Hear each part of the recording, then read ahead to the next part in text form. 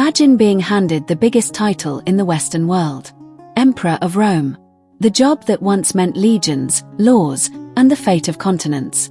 Now imagine getting that crown, and realizing it's basically a costume hat and your office is a collapsing building with no staff, no budget, and no one taking your calls.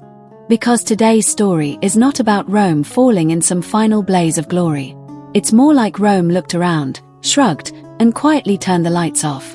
And at the center of that awkward, history-changing fade-out is a boy with an emperor's name and an intern's level of authority.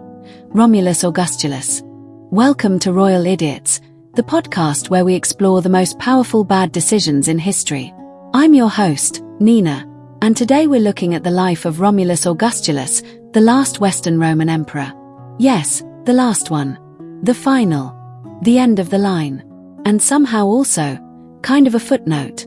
To understand this story, we need to zoom out to the world of the late 400s. Picture the Western Roman Empire like an old mansion that used to be famous. Generations ago, it hosted parties everyone talked about. Now it's drafty, full of broken furniture, the roof leaks, and several strangers have moved into the East Wing and are refusing to leave. Rome's problem wasn't a single invasion at a single moment. It was a long unraveling. The empire had been under pressure for centuries. Economic instability, political chaos, and constant military emergencies. And by the time we reach the 5th century, the West is struggling to do the basics. Pay soldiers, secure borders, keep governors loyal, and maintain the idea that the emperor in Italy actually controls anything beyond a few cities and a lot of paperwork. Meanwhile, the Eastern Roman Empire, what we'll later call the Byzantine Empire, is in a much stronger position. It has wealthier cities, more stable administration, and a capital in Constantinople that's easier to defend and better positioned for trade. So there's a growing imbalance. The East can still act like an empire, while the West is increasingly improvising. And here's the key detail for today. In the West, real power is sliding away from the emperor and toward military strongmen. Not the kind with a dynastic claim and a shiny family tree. More like, whoever can control the army, control who gets to sit on the throne. By this point, the emperor is often less of a ruler and more of a symbol. A seal you stamp on decrees. A face on coins. A guy you parade around to make the system look intact, even when everyone knows the system is held together with political duct tape. Enter our main character, Romulus Augustulus. Even his name is doing a lot. Romulus, the legendary founder of Rome. Augustus, the first emperor, the man who turned the Roman Republic into the Roman Empire. Put those together and you get the most ambitious branding possible. But then there's that last part, Augustulus. It means Little Augustus. It's basically a nickname, and not a flattering one. Think Augie Jr. or Tiny Augustus.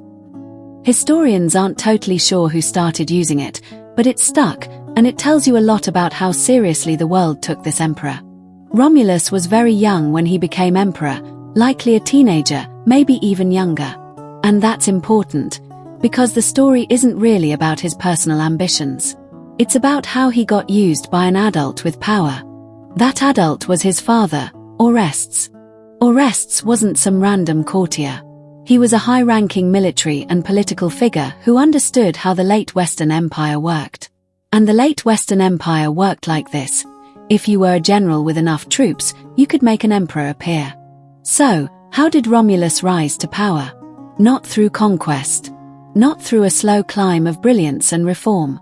He rose because his father needed a throne filled by someone loyal, controllable, and useful as a political mask. In 475, Orestes effectively takes control and installs his son as the Western Roman Emperor. Romulus becomes the public face. Orestes becomes the actual decision-maker. And if you're thinking, wait, why not just become emperor himself? Good question. One possibility is legitimacy. Another is optics. In a crumbling system, sometimes you don't want to be the person holding the title when it all collapses. It's safer to be the one behind the curtain, directing the show, while someone else stands in the spotlight. So Romulus is crowned. There's an emperor again. Great. Problem solved. Except, it isn't. Let's talk about what power looked like in the West at this moment. Because if you imagine an emperor commanding unified legions and issuing laws across Europe, you're thinking of an earlier era. By 475, Italy is the core. Much of the West has fractured into different kingdoms and territories ruled by varying combinations of Roman officials, local elites, and so-called barbarian leaders, many of whom are actually integrated into Roman military and politics. And the army. The army is complicated. The Western military relies heavily on federated troops, groups led by their own commanders, often with their own interests, sometimes promised land or payments for service. In other words, the emperor and his court are not so much commanding the army as constantly negotiating with it. Which brings us to the defining mistake, the moment where the whole fragile setup snaps. Orestes has the power. He has the throne occupied by his son. But he still needs the loyalty of the soldiers who actually hold weapons. And those soldiers want something very specific: land in Italy. This is the moment I always want to pause and ask. If you're running a shaky government that depends on military loyalty, and your soldiers are demanding payment, what's the smart move? You either pay them, negotiate a compromise, or find a way to keep them invested in your rule. Because if you don't, you're not refusing a request. You're starting a civil war with people who live next to the armory. Instead of finding a workable deal, Orestes refuses the land grants. The troops don't get what they believe they're owed. Tensions boil over. And the man who steps into the chaos is a commander named Odoacer. Odoacer is one of those figures who represents this whole era, part Roman world, part new political reality.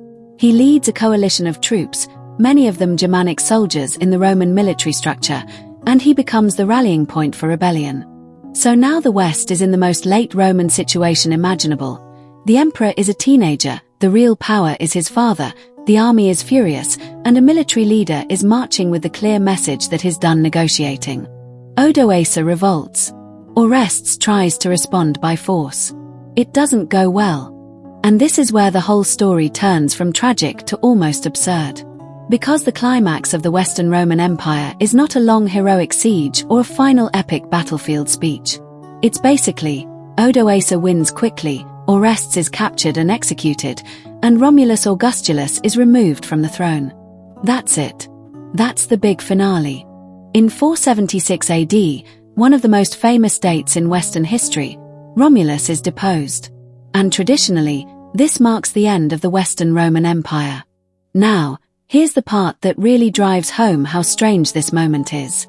Romulus, the emperor, isn't dramatically executed to seal the conquest.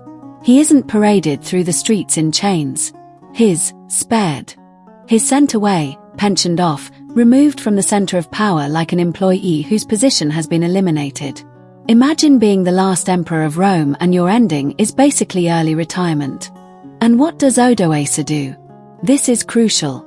He doesn't declare himself emperor of the West and keep the old structure going. Instead, he takes a different route.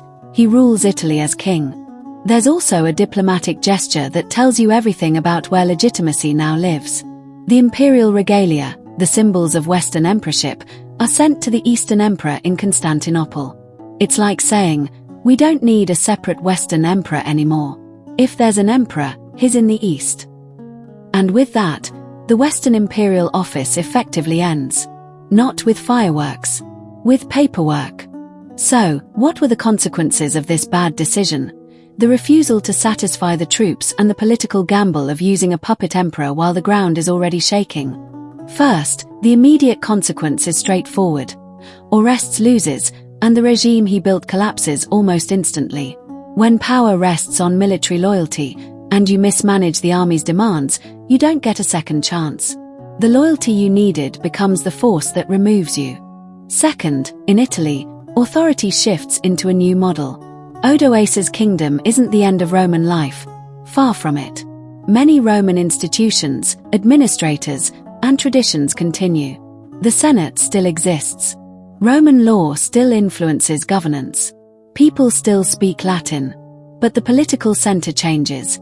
Instead of an emperor claiming universal Roman authority in the West, you have a king ruling a territory. Third, on a wider scale, this moment becomes an enormous historical symbol. Even if the empire has been fading for a long time, 476 becomes the date students memorize, the line in textbooks, the moment everyone points to and says, "Here." The ancient world ends and something else begins.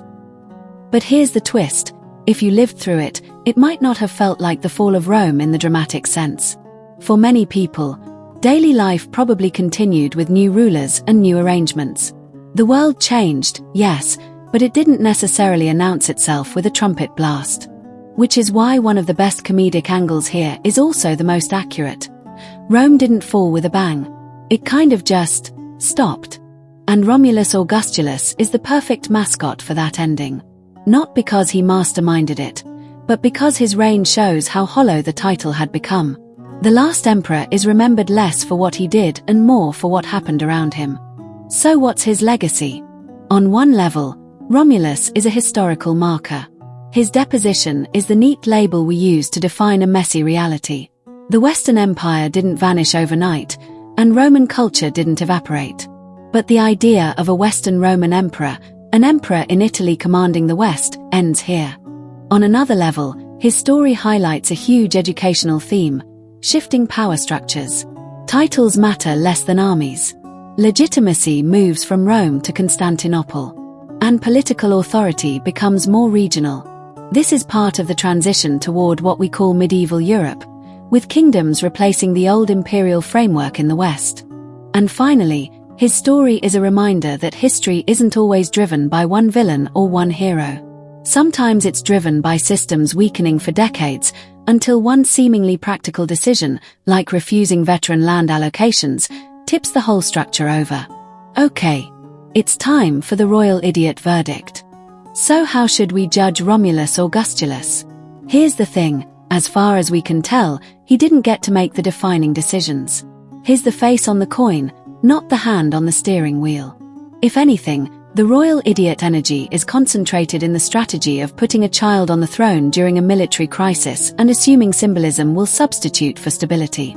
But we're rating the ruler we featured, and Romulus is still the emperor who presided over the final collapse, however unfair that may be. On the royal idiot scale, I'm giving Romulus Augustulus questionable judgment. Not because he launched some grand, boneheaded war or torched the treasury with a single terrible decree, but because his reign represents a kind of passive failure, being the symbol of a system that couldn't protect itself. And look, maybe he had no choice. But part of being a ruler, even a puppet ruler, is that history will judge the crown, not the person underneath it. If you want the sharper verdict, it belongs to Orestes, trying to run the empire like a family business, refusing to pay the soldiers, and discovering, shockingly, that the soldiers had other plans. Next time on Royal Idiots, we'll explore another ruler whose decisions helped change the course of history in a way nobody could quite undo. If you enjoyed this episode, follow the podcast and share it with a fellow history fan. And the next time someone says Rome fell in a day, you can say, actually, it didn't even bother to fall properly.